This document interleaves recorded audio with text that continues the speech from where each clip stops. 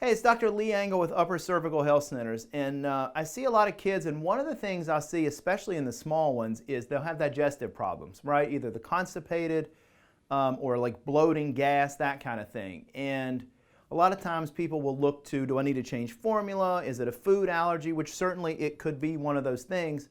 And I've even had kids as little as like 2, 3, 4 months being put on like Prevacid or antacids like that, and no parent really wants to do that.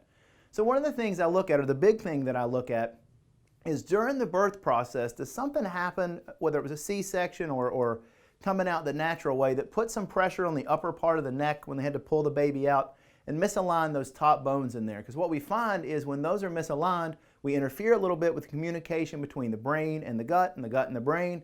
If that communication gets interfered with, sometimes we don't empty the way we should, or gas will build up.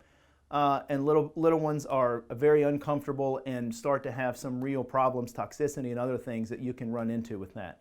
So a lot of people are nervous. Oh, I don't want to take my kid to a chiropractor. They imagine some twisting and turning, popping. Number one, I don't do that with adults or anyone, but especially with babies. It's such a gentle, of course, delicate little area up in there. It really, imagine the amount of pressure it takes if you were to push the button in your car to lock it or maybe roll the window down.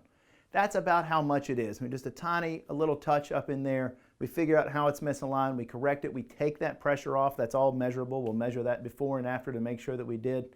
And most of the time, kids respond really, really quickly. I've had tons of kids that were constipated maybe for a week or 2 weeks or extended periods of time.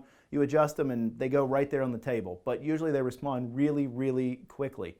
So if you or somebody you know is dealing with that, bring them in. We'll check them out. Again, easy, gentle adjustment. We don't have to go down the road of starting to put them on medications and having other problems.